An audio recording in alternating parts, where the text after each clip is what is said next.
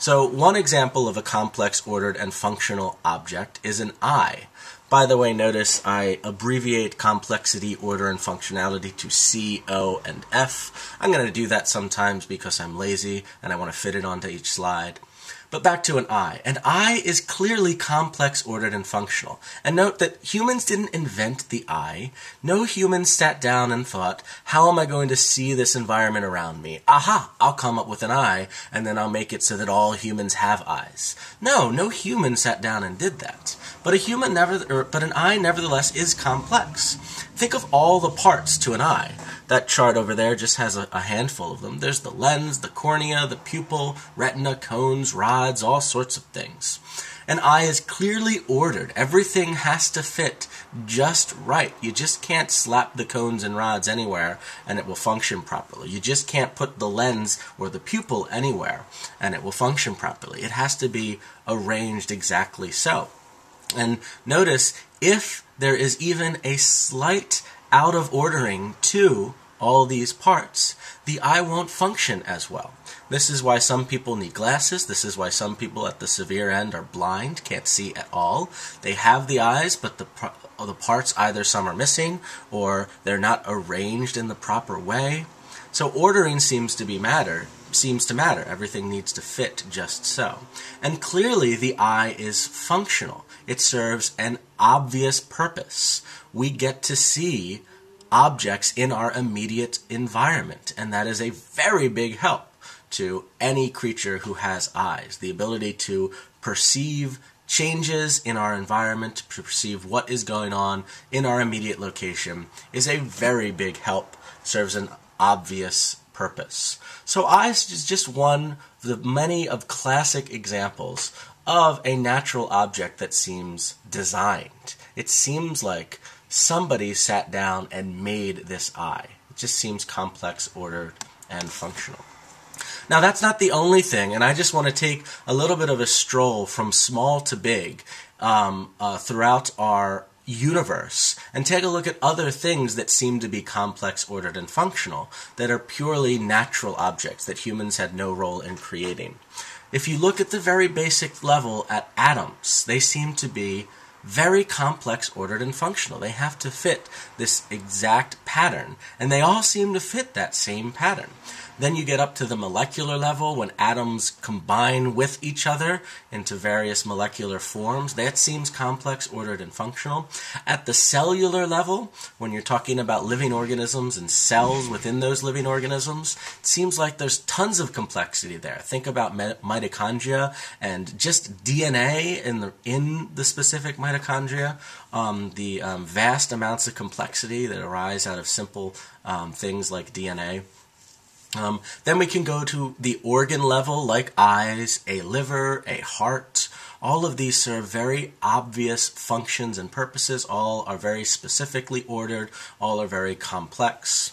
Entire organisms seem very complex, ordered, and functional. An entire human, I don't know about you, but I don't think I could have designed a human or an aardvark. And even if you go beyond organisms, you go to the relations of organisms to each other and to the environment. Here I'm thinking about ecosystems. Think about the circle of life. Think about how rain is produced and how if you introduce one organism to an environment, all the subtle changes that will happen to try to restore the balance in that environment to make sure that life goes on and there's a tremendous amount of diversity, but everything works together just right. And then if you could expand outward beyond our planet, look at this solar system. Look at how well designed just the mere placement of Earth is away from the sun. If you place the Earth 5% closer to the sun, then the Earth would be way too hot for life as we know it to continue to exist, or to even start existing. If instead you take the Earth and remove it 5% away from the sun, just push it 5% further away from the sun, then the Earth would be far too cold for life as we know it to have ever come about, to ever existed. So the fact that the Earth is at just the right distance away from the sun for life to flourish and survive seems to be good evidence that some intelligent creator placed it there just so so that we could come about and exist.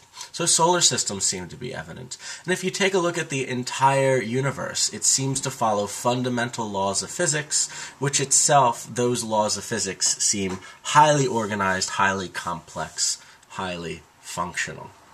Alright, so all of that is evidence of design, it seems, and Paley just offers an analogy. The same way we look at a watch and say it has a watchmaker, we can look at the world and say that there was a world maker, God being the world maker. And the world is simply like a watch. Here's the way I like to say it, actually. The world is like a watch, only more so. This isn't exactly what Paley says. When I put that in quotes, I'm actually quoting myself, not Paley. But when I say that the world is more like a watch than a watch is, I'm saying not only is the world complex, ordered, and functional, the world is very complex, very ordered, and very functional, even more so than a simple watch. So here's a formalized version of William Paley's argument. I refer to this as an argument by analogy. It compares explicitly a watch and the universe.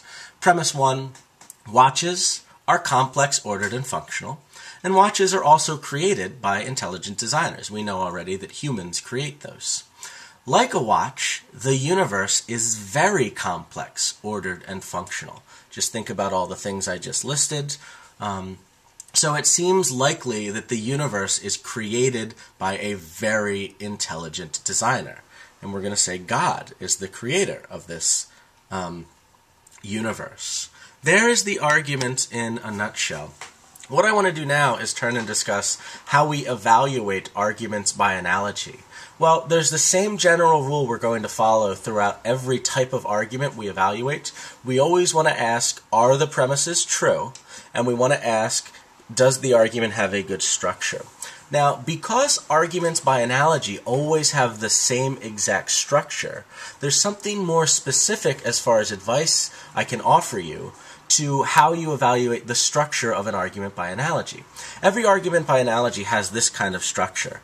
These two things are similar in one way, so I'm going to conclude that they're also similar in this other way. Well, whenever you're doing this type of comparison, it makes sense structurally to ask the question, how similar are the objects being compared? And the more similar, the better. It's better if you have more similar objects that you're comparing. More specifically, we're hoping that our objects are relevantly similar. And by relevantly similar, I mean the similarity should be good evidence for the particular conclusion that we're concerned with. The similarity should be relevant to the point we're trying to make. So let me highlight both of these structural aspects of evaluating an argument and just try to explain them in a little bit more detail. Let me talk about general similarity first. I happen to have that car you see on the right here. That's not my car, but it's the same type of car I have. A 2005 Hyundai Elantra. Very exciting. Now, there are all sorts of things I could compare my car to. Let's say my car starts to have what I think of as engine trouble. I'm not sure, but it looks like it's got engine problems. And I'm trying to figure out, why would this have engine problems? Well, one thing I could do is start comparing it to all sorts of other objects out there. The best type of object I could possibly compare my car to would be another 2005 Hyundai Elantra. That would be the most similar type of car out there. And there are going to be degrees of similarity, and I'm going to just sort of walk further and further away, getting less and less similar in the next few examples that I offer. Instead of comparing my car to another 2005 Hyundai Elantra, I could just compare it to another Hyundai Elantra, like, let's say, a new Hyundai Elantra, or a really old one from the 90s.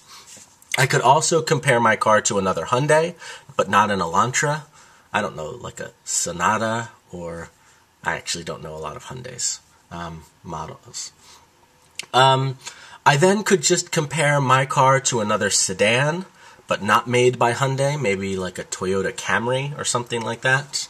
I could then compare my car to a truck, like a Dodge Ram, And notice I'm getting further and further away, getting less and less similar here. Yeah, both are cars of some type or other. Both probably have engines of the same type that mechanics are comfortable working with. But we're getting less and less similar now.